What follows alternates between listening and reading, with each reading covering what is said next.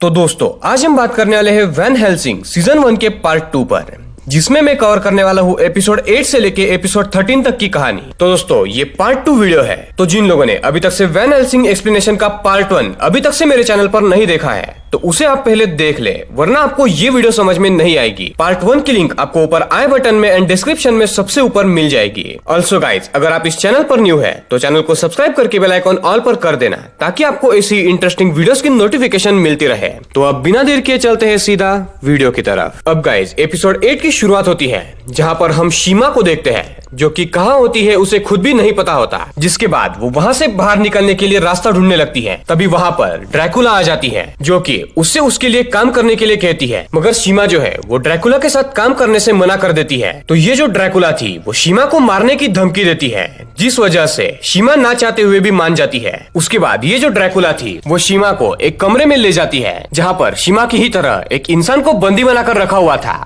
और ड्रैकुला शीमा को बोलती है, अगर तुमने मुझे धोखा देने की सोची भी तो उसकी भी हालत इस इंसान की तरह होगी। जिसके बाद हम एक्सेल और बाकी लोगों को देख पाते हैं, जो कि थोड़े से आराम करने के लिए रास्ते में बंद पड़ी हुई एक दुकान के पास रुकते हैं। और बाकी जो सब लोग थे वो थोड़ी चैन की सांस लेते हैं। और एक्सेल जो है वो उस दुकान के अंदर जाता है, मगर उसे उसमें कुछ भी नहीं मिलता। तो इन्हें इसके कुछ देर बाद ही एक घंटे की बजने की आवाज आती है। और इस आवाज को सुन के डॉक्टर बोलती है कि ये शायद चर्च की घंटी है, और शायद उस चर्च में हमारी ही तरह बाकी लोग भी हो सकते हैं। इसलिए सब लोग उस जगह की तरफ जाने लगते हैं। वही हम मोहम्मद को देखते हैं, जिसे कहीं से साइकिल मिल जाती है, और वो उस साइकिल के सहारे एक्सेल और बाकी लोगों को ढूंढते हुए आगे बढ़ रहा होता है। कुछ दूर जाने के बाद उन्हें चर्च तो नहीं पर मिलिट्री का एक बेस मिल जाता है, जिसे देख के एक्सेल समझ जाता है कि ये वही बेस है जहाँ पर उसकी ट्रेनिंग हुई थी। अब सब लोग उस बेस में अंदर जाने लगते हैं, और अंदर आने के बाद सब थोड़ा रिलैक्स फील करते हैं। जिसके बाद सब सोने लगते हैं। वही एक्सेल अपने पूरे बेस को देखने में लग जाता है।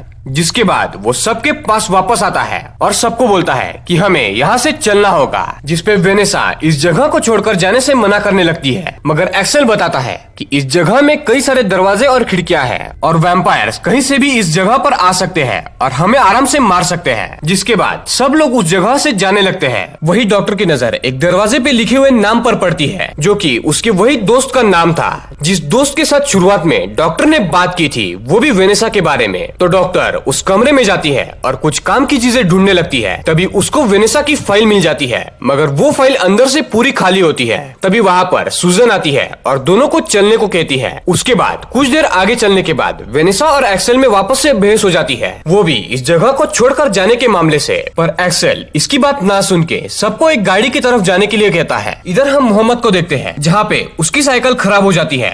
अब वो साइकिल को छोड़ पैदल ही आगे सफर करने लगता है, वो भी रास्ते में वैम्पायर्स को मारते हुए। एक्सेल जैसे ही उस बेस से निकल रहा होता है, तभी उसे वहाँ पर किसी के होने का एहसास होता है, और वो वापस से बेस में आता है, जहाँ पर उसे एक इंसान मिलता है जिसका नाम होता है गॉरमैन। तो वहीं पर सब लोग रुक के गॉरमैन को पकड़ लेते हैं और उसे उसके बारे में पूछने लगते हैं। तो गॉरमैन बताता है, एक रात उसके ग्रुप पे वैम्पायर्स ने हमला कर दिया था, जिसमें वो अपने ग्रुप से बिछड़ गया। एंड अब गॉरमैन भी एक्सेल के ग्रुप में शामिल हो जाता है, बिकॉज वो भी अकेला ही था। अब इसके बाद सब लोग एक खाली मैदान के पास आके रुक जाते हैं, और एक्सेल वहाँ पर बने एक गेट को खोलने लगता है, मगर एक्सेल से वो गेट नहीं खुल रहा था। तभी गॉरमैन वहाँ पर आता है और वो एक गेट पर ग्रेनेड फेंक देता है, जिसके चलते वो दरवाजा तो खुल गया था, मगर उन सब के अंदर जाते ही उस गेट की ऊपरी छत नीचे गिर जाती है, जिसके चलते इन लोगों का बाहर जाने का रास्ता बंद हो जाता है और सब लोग यहाँ पर फंस जाते हैं। इधर एक्सेल सबको बताता है कि हम लोग यहाँ पर सेफ रहेंगे।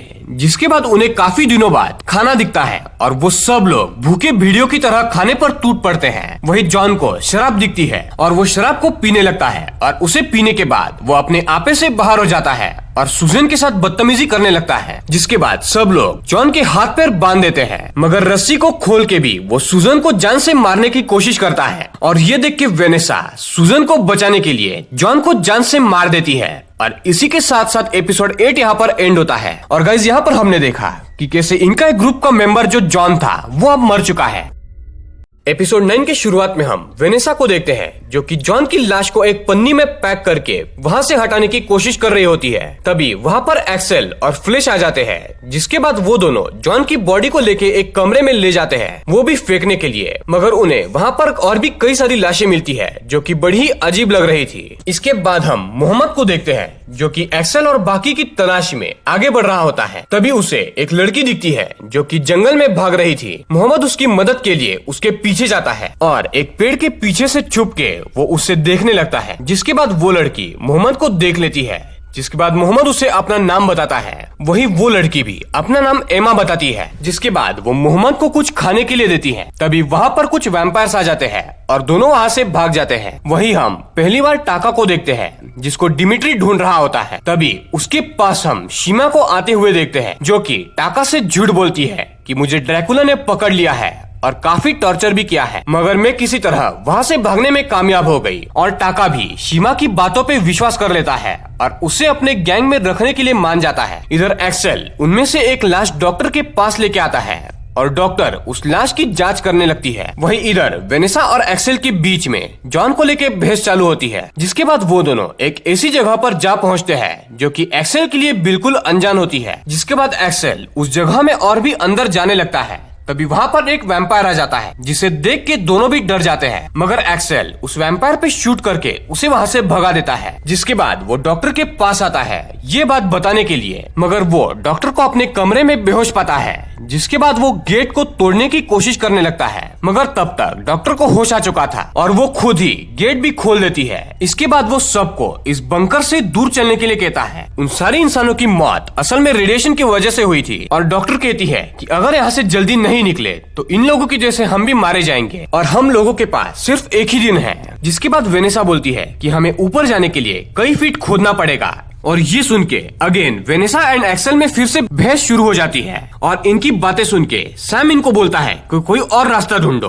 तब एक्सेल सबको वैम्पायर्स के बारे में बताता है और इन वैम्पायर्स के बारे में सुन के गवर्नमेंट कुछ ज्यादा ही गुस्सा हो जाता है और वो उस वैम्पायर को मारने के लिए एक्सेल की बताई जगह पर चला जाता है। इधर डॉग की तबीयत कुछ ठीक नहीं होती, जिस वजह से एक दूसरे ही कमरे में वो चली जाती है। इधर कुछ देर बाद सैम, सुजन और एक्सेल भी उस कमरे में चले आते हैं और बाहर निकलने के बारे में बातें करने लगते हैं। तभी सैम को एक टेबल पे बिछा हुआ कपड़ा हिलते हुए दिखता है। जिसके बाद वो जैसे ही उस टेबल को हटाता है उसे एक ऐसी डक मिलता है जो कि ऊपर की तरफ जा रहा होता है। अब सब लोग इकट्ठा हो जाते हैं ऊपर जाने के लिए। वही गवर्नमेंट का अभी तक से कुछ भी अता पता नहीं था, इसलिए डॉक और एक्सेल उसे ढूंढने के लिए वही रुक जाते हैं और बाकी सब लोग उस एसी डक के थ्रू बाहर जाने लगते हैं। इधर एक्सेल और डॉक उसी जगह पर आते हैं जहाँ पर उन्हें वैम्पायर पहले दिखा था। इसके बाद डॉक्टर बाहर ही रुक जाती है गेट के पास। वही एक्सेल अंदर जाता है और कुछ दूर अंदर जाने के बाद उसे वो वैम्पायर मरा हुआ दिखता है। जिसके बाद एक्सेल को लगता है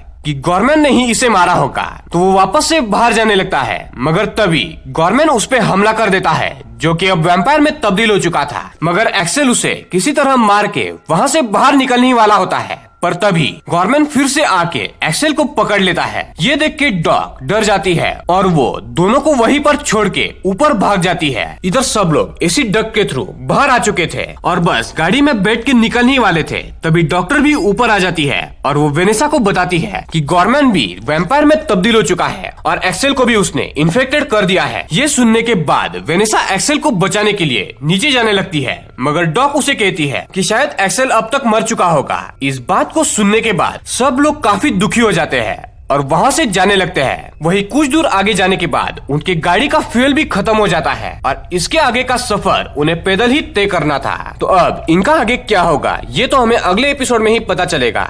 एपिसोड 9 यहाँ पर एंड हो जाता है। एपिसोड 11 की शुरुआत होती है जहाँ पर हम देखते हैं कि जूलियस मैगडेलिन को मार रहा होता है, क्योंकि मैगडेलिन के पास एक मौका था वेनेसा को पकड़ने का, पर उसके हाथ वो उस समय नहीं आई थी। तो मैगडेलिन जूलियस को विश्वास दिलाती है कि वो वेनेसा को अगली बार जरूर पकड़ कर लाएगी। इधर हम देखते हैं कि सब लोग चलते हुए जंगलों से निकल के मैदान की तरफ आ चुके थे। सुजैन इस मैदान के अंदर एक घर को देख के पहचान जाती है और वो कहती है कि उसके माता पिता यहाँ पर रहा करते थे। इसके बाद सुजैन सभी लोगों को अपने घर में ले जाती है, जहाँ पर वो पूरे घर में अपने माता पिता को ढूंढती है, मगर उन्हें वो कहीं पर भी नहीं मिलते। इसके बाद उसकी नजर बाहर लगे एक बोर्ड पर लगती है जो असल में सुजैन की मॉम की कब्र थी और असल में सुजैन की मॉम 5 साल पहले ही मर चुकी थी। जिसके बाद सुजैन वहीं पर बैठ के रोने लगती है, मगर वेनेसा उसे संभालती है और फिर सभी लोग घर में आके काम की चीजें ढूंढने लगते हैं। मोहम्मद को इस घर में एक रेडियो मिलता है जो असल में चल रहा था और इस रेडियो के अंदर से एक आदमी की आवाज आने लगती है जो कि डेनवर शहर से बोल रहा था। सभी लोग इस आदमी की आवाज सुन के डिसाइड करते हैं कि ये लोग डेनवर सिटी में जाएंगे। पर सुजैन सबको मना करते हुए ये कहती है कि यहाँ पर सब कुछ मौजूद है और रहने के लिए हमारे पास एक घर और खाना भी है, तो यहाँ से हम लोग क्यों जाएं? तो वेनेसा बोलती है कि मेरी बेटी डिलन अभी तक से लापता है और उसे ढूंढना है। और इनमें आपस में बातें हो ही रही थी कि तभी हमें पता चलता है कि शीमा मोहम्मद की बहन होती है, जिसको ढूंढते हुए ही मोहम्मद इतनी दूर तक आया था। तभी उन्हें बाहर से किसी के चिल्लाने की आवाज आती है और जब सब लोग नीचे जाके देखते हैं, असल में वो एक घोड़ा था। सुजैन उस घोड़े को देख के बोलती है कि ये असल में वही घोड़ा है जिस घोड़े पे बैठ के वो बचपन में खेला करती थी। तभी वहाँ पर एक वैम्पायर आ जाता है जो कि उस घोड़े को गिरा के उसे मार देता है और उसका खून पीने लगता है। तो सब लोग उस घोड़े को बचाने के लिए उसकी तरफ दौड़ते हैं और जब ये लोग उसके पास जाते हैं तो उन्हें पता चलता है कि वो वैम्पायर कोई और नहीं बल्कि असल में वो सुजैन का पिता था। सभी लोग सुजैन के पिता को पकड़ के एक कमरे में ले जाते हैं और सुजैन यहाँ पर बहुत गुस्सा थी और वो बोलती है कि उसके पिता ने ही 5 साल पहले उसकी मॉम को मारा होगा और वो गुस्से में अपने पिता को मार देती है जो कि वैम्पायर बन चुके थे। अब मोहम्मद एंड सैम मिलके सुजैन के पिता के लिए एक कब्र खोदते हैं और उन्हें वहाँ पर दफना दिया जाता है। अब इसके बाद सुजैन कहीं पर अचानक से गायब हो गई थी और सभी लोग उसे ढूंढने लगते हैं। तो सैम को सुजैन जंगल में अकेली बैठी हुई मिलती है, तो सैम उसके पास जाके उससे बातें करने लगता है। मगर असल में गाइस सैम एक बुरा बंदा था और वो सुजैन का गला दबा के उसे जान से मार देता है और मारने के बाद वो उसकी एक उंगली काट लेता है। असल में गाइस शुरुआत में भी वो सैम ही होता है जिसने सबसे पहले उस बंकर में 2 लोगों को मारा था। इसके बाद सैम जंगल से वापस आ जाता है और वेनेसा के पास जाके वो बोलता है कि उसे सुजैन कहीं पर भी नहीं मिली। इसके बाद सब लोग फिर से एक बार उसे ढूंढने लगते हैं और इस बार मोहम्मद उसे ढूंढते हुए एक कमरे में आ जाता है जहाँ पर सैम का सामान रखा हुआ था और मोहम्मद उसके सामान को देखने लगता है जिसमें उसे कटी हुई उंगलियां मिलती है और ये उंगलियां उन लोगों की थी जिन्हें सैम ने मारा होता है। अब मोहम्मद सब कुछ समझ जाता है और वो ये बात वेनेसा को बताने जाता है, पर तभी वहाँ पर सैम खुद आ जाता है और वो खुद ही वेनेसा को सब कुछ सच-सच बता देता है। और उसके बाद सैम उन सब लोगों को उस जगह पर ले जाता है जहाँ पर सुजैन को उसने मारा होता है, जिसे देख के वेनेसा काफी दुखी हो जाती है और वेनेसा सैम को मारने लगती है। मगर सैम मोहम्मद और वेनेसा को समझाने लगता है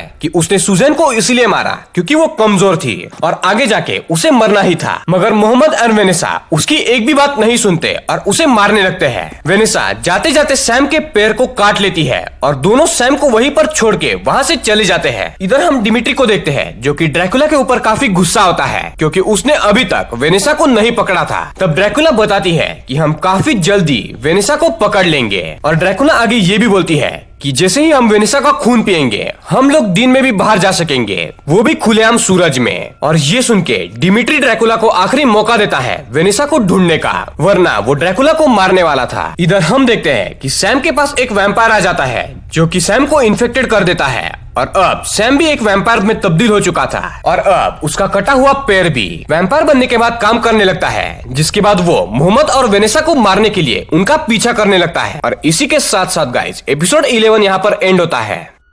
एपिसोड 12 की शुरुआत होती है और हम वेनेसा और मोहम्मद को सैम से भागते हुए देखते हैं। दोनों भागते भागते एक नदी के पास पहुंचते हैं और उसको पार करने लगते हैं। तो नदी को पार करते वक्त मोहम्मद पत्थर पे गिर जाता है और उसके हाथ पर चोट लग जाती है। तो मोहम्मद किसी तरह वेनेसा की मदद से उस नदी को पार कर लेता है।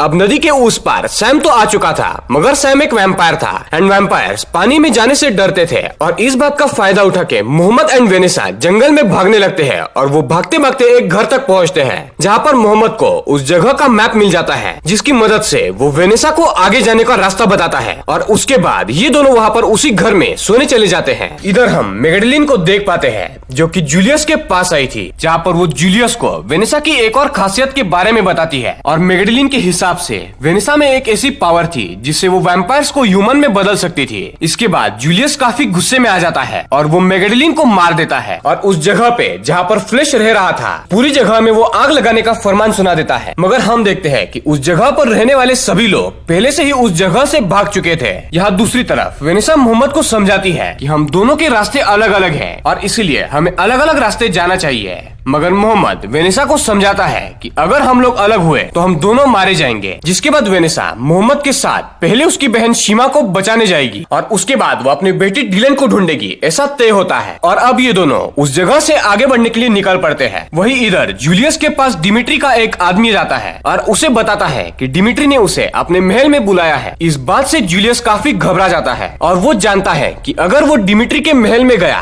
तो वो जिंदा वहाँ से बाहर नहीं आ पाएगा, मगर फिर भी वो डिमिट्री के पास जाने के लिए तैयार हो जाता है। इधर हम सैम को देखते हैं जो कि उसी जगह पर आ जाता है जहाँ पर कल रात को मोहम्मद और वेनेसा रुके हुए थे। तभी सैम को मोहम्मद के खून की खुशबू आने लगती है और सैम उसके पीछे जाने लगता है और कुछ देर बाद सैम दोनों तक पहुँच भी जाता है। जिसके बाद वो मोहम्मद को मारने लगता है, मगर वेनेसा उसे किसी तरह बचा लेती है और उसे वहाँ से भागने के लिए कहती है। जिसके बाद सैम वेनेसा को मारने लगता है, मगर वो उसे काटता नहीं है बिकॉज वो पहले से ही जानता था कि अगर वो उसे काटेगा तो वो फिर से ह्यूमन बन जाएगा। तो सैम वेनेसा को छोड़ के फिर से मोहम्मद के पीछे पड़ जाता है और सैम का मकसद था कि मोहम्मद को भी वो वैम्पायर बना दे। पर तभी वेनेसा आके सैम की आंखों पे गोली मार देती है, जिसके बाद वो वहाँ से भाग जाता है। इधर फ्लैश अपने ग्रुप से अलग हो जाता है। तभी उसे ऐसा लगता है कि कोई उसका पीछा कर रहा है, जिसके बाद वो वहाँ से भागने लगता है, मगर आगे जाके फ्लैश पकड़ा जाता है और तब उसे पता चलता है कि वो ब्रेंडन है जो कि उसका पीछा कर रहा था। जिसके बाद वो फ्लैश को अपने बेस में ले जाता है। इधर सैम जूलियस के आदमियों के हाथों लग जाता है, जिसमें से एक उसे पहचान लेता है और वो ये बात वैम्पायर को बता देता है। जिसके बाद वो वैम्पायर सैम से वेनेसा के बारे में पूछने लगता है और सैम भी सब कुछ सच सच बताने के लिए तैयार हो जाता है, बिकॉज था तो वो अब एक वैम्पायर ही। दूसरी तरफ हम कुछ लोगों को देख पाते हैं जो कि डिमिट्री के लिए काम करते थे। वो रास्ते में मिलने वाले इंसानों को पकड़ के डिमिट्री के हवाले कर दिया करते थे। तभी वहाँ पर वेनेसा और मोहम्मद आ जाते हैं जो उन लोगों को मार के उनकी गाड़ी लेके डिमिट्री के महल की तरफ जाने लगते हैं, वो भी शीमा को ढूंढने के लिए। इधर ब्रैंडन फ्लैश को अपने बेस में ले जाता है जहाँ पर हजारों के तादाद में हथियार रखे गए थे और आगे जाके ब्रैंडन फ्लैश को अपने ग्रुप के लीडर से मिलाता है जो कि असल में कोई और नहीं टाका था। टाका ने बड़ी तादाद में लोगों को इकट्ठा करके डिमिट्री के ऊपर हमला करने का प्लान बना रखा था ताकि वो वापस से पहले की तरह शांति से बिना किसी खौफ के इस पृथ्वी पर जी सके। वही जूलियस डिमिट्री के किले में जा पहुंचता है जहाँ पर डिमिट्री जूलियस से वेनेसा के बारे में पूछता है, मगर जूलियस उसके सवाल का कोई भी जवाब नहीं देता। जिसके बाद डिमिट्री को गुस्सा आ जाता है और वो जूलियस को मारने लगता है और जूलियस डर के मारे उससे माफी मांगने लगता है और एक आखिरी मौका देने के लिए कहता है। और डिमिट्री ना चाहते हुए भी सिर्फ वेनेसा के लिए उसे एक मौका देने के लिए तैयार था, बिकॉज उसे किसी भी हाल में अब वेनेसा की तलाश थी। वही वेनेसा और मोहम्मद भी डिमिट्री के किले में आ पहुंचते हैं और अलग अलग होकर शीमा को ढूंढने लगते हैं, मगर इन लोगों को एक वैम्पायर देख लेता है और वो सबको बताने जा रहा होता है। पर तभी वेनेसा उसे जान से मार देती है। इसके बाद वेनेसा यहाँ के लोगों को डिलन की फोटो दिखाती है और अपनी बेटी के बारे में पूछने लगती है, मगर कोई भी डिलन को नहीं जानता था। जिसके बाद वेनेसा को पता चलता है कि ये डिमिट्री का महल है जहाँ पर लोगों को उनके खून के लिए कैद करके रखा जाता है। और उसे ये पता चलते ही वेनेसा डर जाती है और यहाँ से भागने लगती है, मगर तभी उसे मोहम्मद दिखता है और वो उसके आने का इंतजार करने लगती है। मगर मोहम्मद थोड़ी दूर चलने के बाद अचानक से रुक जाता है और जैसे ही वेनेसा गाड़ी से निकल के मोहम्मद के पास पहुँचती है तभी वहाँ पर अचानक से उनके सामने डिमिट्री आ जाता है और वेनेसा को पता चल जाता है कि मोहम्मद डिमिट्री के साथ मिला हुआ था और मोहम्मद ने डिमिट्री से वेनेसा के बदले में सौदा किया था। इसके बाद डिमिट्री वेनेसा को पकड़ लेता है और कहता है कि तुम्हारी शक्ल बिल्कुल उसकी माँ से मिलती है। और इसी के साथ साथ गाइस एपिसोड 12 भी यहाँ पर एंड हो जाता है। एपिसोड 13 की शुरुआत होती है और हम वेनेसा को देखते हैं जिसके हाथ पैर बंधे होते हैं। वही डिमिट्री उसे बताता है कि तुम इंसान नहीं हो, तुम भी मेरी तरह एक वैम्पायर हो। और हम जैसे वैम्पायर्स को असल में वैन हेल्सिंग कहा जाता है जो बहुत खास होते हैं, मगर वेनेसा इस बात को मानने से साफ इनकार कर देती है। इसके बाद हम देखते हैं कि वेनेसा के पास एक डॉक्टर आता है जो कि उसे बताता है कि तुम इस जगह से कभी भी नहीं निकल पाओगी और अगर तुमने निकलने की कोशिश की तो तुम यहीं पर मारी जाओगी। जिसपे वेनेसा उस डॉक्टर से बोलती है कि तुम इंसान होके भी इन वैम्पायर्स का साथ क्यों दे रहे हो। तो डॉक्टर बताता है कि मैं उनकी मदद नहीं कर रहा बल्कि मैं अपने एक्सपेरिमेंट पर काम कर रहा हूँ, जिस एक्सपेरिमेंट में मैं डिमिट्री और तुम्हारा खून मिला के एक ऐसे वैम्पायर को जन्म दूंगा जो दिन में भी बिना कोई दिक्कत के घूम सकेगा। जिसके बाद डॉक्टर वहाँ से चला जाता है और जाते जाते वो वेनेसा के हाथ की एक हथकड़ी को खोल देता है। यानी गाइस डॉक्टर शायद अच्छा था जो यहाँ पर मदद कर रहा था। इधर हम मोहम्मद को देखते हैं जो अपनी बहन से मिलता है और वो अपनी बहन शीमा को इस महल से निकलने के लिए कहता है, मगर शीमा वहाँ से निकलने के लिए इनकार कर देती है। जिसके बाद मोहम्मद काफी गुस्सा हो जाता है और वहाँ से चला जाता है और सीधा आके मिलता है वेनेसा से। वो यहाँ पर वेनेसा से मिलके उससे माफी मांगता है उसे धोखा देने के लिए। अब वो उसका साथ देगा बिकॉज जिस बहन के लिए उसने डिमिट्री से सौदा किया था वो बहन यहाँ से निकलने के लिए तैयार नहीं है। तो इसकी बात सुनने के बाद वेनेसा मोहम्मद पे हंसने लगती है और उसे फूटी किस्मत कह के उसका मजाक उड़ाती है। जिसके बाद मोहम्मद वहाँ से जाने लगता है और जाते जाते वो वेनेसा के हाथ में एक चाकू दे देता है। इसके बाद वेनेसा उसी चाकू को अपने सीने में मार देती है, जिसके बाद उसके शरीर से खून ही खून बहने लगता है। इधर हम ड्रैकुला को देखते हैं जो कि टाका के पास आई होती है और ड्रैकुला टाका को कहती है कि तुम डिमिट्री को मार दो और अगर तुमने डिमिट्री को मारा तो सारे इंसान आजादी से घूम पाएंगे।